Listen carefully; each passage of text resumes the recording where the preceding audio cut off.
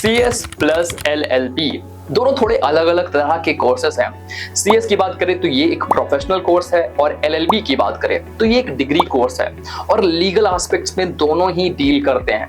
और बहुत सारे बच्चों के मन में ये ख्याल आता है कि क्या हो अगर हम दोनों को एक साथ कर लें, तो इससे हमारे करियर पे क्या हमें कोई बड़ा इम्पैक्ट देखने को मिलेगा, क्या इससे हमें ज्यादा प्रेफरेंस देखने को मिलेगी, करियर अपॉर्चुनिटीज मिलेंगी, अगर मिलेंगी तो किस तरह से मिलेंगी, उसके लिए क्या करना पड़ेगा, जानने की कोशिश करते हैं दोस्तों आज ये सारी बातें और बहुत कुछ। लेकिन उससे पहले अगर आप CSEET की तैयारी कर रहे हैं तो ग्रूमिंग एजुकेशन एकेडमी लेकर आया है आपके लिए एक सुनहरा मौका। ग्रूमिंग एजुकेशन एकेडमी का CS फाउंडेशन कोर्स लाइव हो चुका है escholars.in पर, जहां पर जाकर आप इस कोर्स को अवेल कर सकते हैं।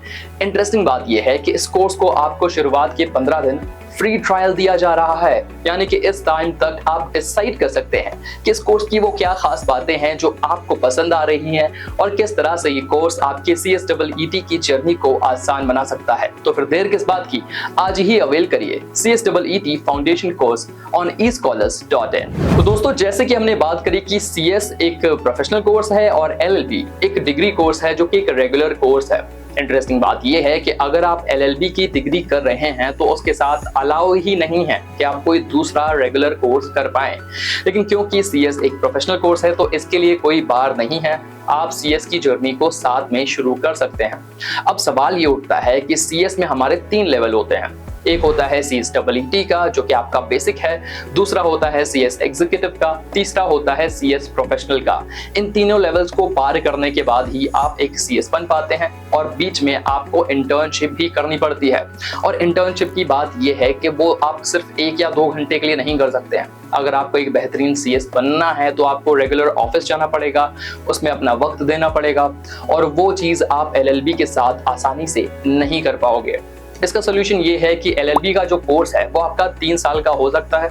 तो 3 साल का जब आप LLB का कोर्स करते हैं तो उसे आप वहां पर कर सकते हैं। उसके साथ जब आप CS कर रहे हैं तो CS में आपके जो तीनों लेवल्स हैं, CSEET है, CS एग्जीक्यूटिव है या फिर CS प्रोफेशनल है, उसको पूरा क्लियर करने में ही 4.5 साल का वक्त लग जाता है। अगर हम इंटर्नशिप पीरियड को ऐड कर दें तो आप पहले फोकस करिए कि साथ में जब आप कर रहे हो तो आप अपना LLB 3 सालों के अंदर जल्दी से कंप्लीट कर लो।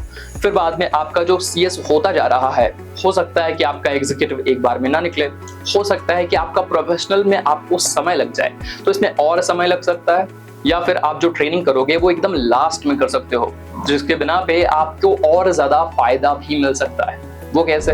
देखिए यहाँ पर आपका LLB कंप्लीट हुआ, आपने CSEET किया, आपने CS एग्जीक्यूटिव किया, CS प्रोफेशनल किया, फिर अपनी ट्रेनिंग करी। ट्रेनिंग में आपको फायदा ये मिल सकता है कि आपके रेज्यूमे में LLB भी लिखा होगा, यानी कि आप एक CS प्लस LLB स्टूडेंट होंगे जिससे प्रेफरेंस मिलने के चांसेस ज्यादा होते हैं। आप जब किसी जॉब पोस्टिंग में भी जाते हैं तो आप देख सकते हैं कि वहां पर कई बार प्रेफर किया जाता है कि हम देख रहे हैं CS प्लस LLB स्टूडेंट को।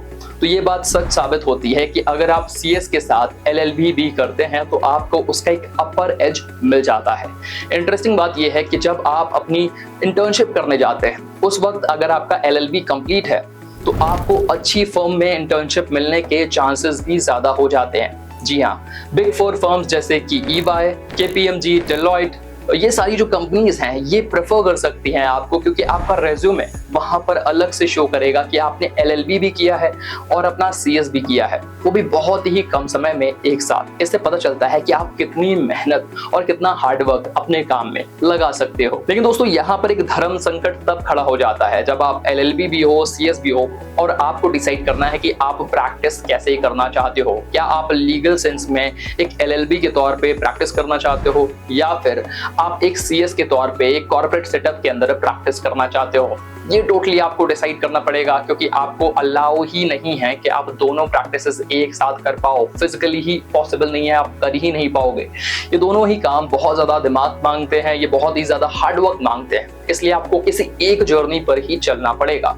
इंटरेस्टिंग बात यह है कि मान लीजिए आपका एलएलबी कंप्लीट है, आपने अपना सीएस कंप्लीट किया, साथ ही में आपने एक अच्छी फॉर्म में इंटर्नशिप भी पा ली, और अब आप जहां पे भी जाने चाहोगे तो उसमें आपके रेज्यूमे में लिखा होगा एलएलबी भी किया है, सीएस भी किया है, इंटर्नशिप भी बिग फोर में से या फिर किसी बड़ी फॉर्म के साथ किया हुआ है, तो आपको तरजीह ज्यादा मिलने के चांसेस हो जाते हैं।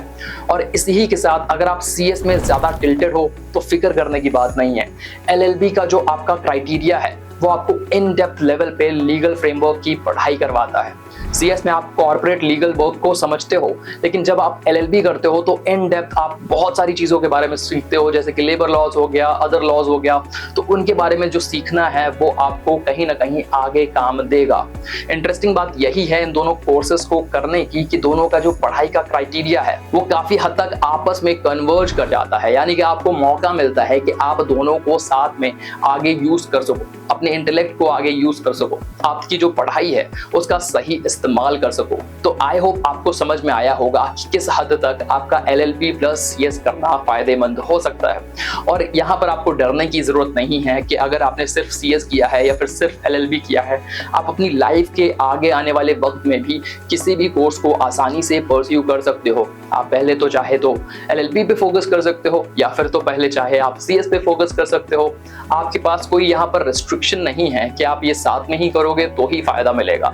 एक बार अगर आपने दोनों को साथ में कर लिया तो ये बात सच है कि आपको फायदा जरूर मिलेगा, लेकिन अगर आपने आगे पीछे भी किया तो भी आपको फायदा जरूर मिलेगा। आई होप आप समझ पा रहे हैं किस तरह से सीएस के साथ एलएलबी करना आपके लिए फायदेमंद हो सकता है। और इसी तरह के आगे और इंटरेस्टिंग टॉपिक्स को डिस्कस करना चाहते हैं, जानना चाहते हैं, तो इस चैनल को सब्सक्राइब कर लीजिए, क्योंकि इस तरह का कंटेंट हम रेगुलर पोस्ट करते रहेंगे। मिलेंगे अगली वीडियो में, तब तक के लिए शुक्रिया और बटाटा। जय श्री श्याम।